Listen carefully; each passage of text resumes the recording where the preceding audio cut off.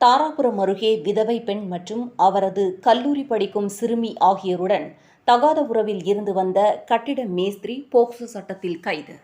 திருப்பூர் மாவட்டம் தாராபுரத்தை அடுத்துள்ள தேர்ப்பட்டி பகுதியைச் சேர்ந்தவர் மணி. இவரது மகன் சிவக்குமார் 38 வயது. இவருக்கு திருமணமாகி மனைவி மற்றும் ஒரு மகள் ஒரு மகன் உள்ளனர். இந்த நிலையில் அதே பகுதியைச் சேர்ந்த கணவனை இழந்த விதவை பெண் வயது 35 இவருடன் தகாத உறவில் கட்டிட மேஸ்திரி சிவக்குமார் இருந்து வந்துள்ளார். இந்த நிலையில் விதவை பெண்ணின் மகளான கல்லூரியில் 1ஆம் ஆண்டு படிக்கும் 17 வயது சிறுமியை ஆசை வார்த்தை கூறி சிறுமியிடம் சில்மிஷம் செய்து வந்துள்ளார்.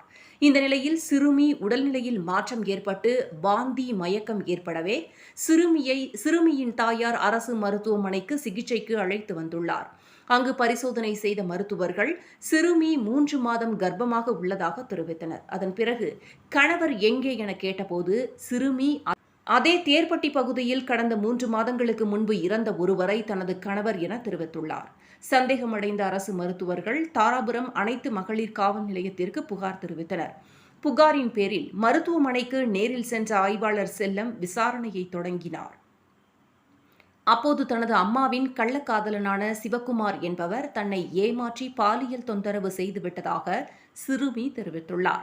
இதனையடுத்து கட்டிட மேஸ்திரி சிவக்குமார் மற்றும் சிறுமியின் தாயார் ஆகியோரை காவல் நிலையத்திற்கு அழைத்து வந்து தீவிர விசாரணை நடத்தியதில் கட்டிட மேஸ்திரி சிறுமிக்கு பாலியல் தொந்தரவு கொடுத்ததும் அதன் மூலம் சிறுமி கர்ப்பமடைந்ததும் தெரியவந்தது. இதுகுறித்து வழக்கு பதிவு செய்த அனைத்து மகளிர் போலீசார் சிவக்குமாரை நீதிமன்றத்தில் ஆஜர்படுத்தி சிறையில் அடைத்தனர். மேலும் சிறுமிக்கு அரசு மருத்துவமனையில் தொடர்ந்து சிகிச்சை அளித்து வருகின்றனர்.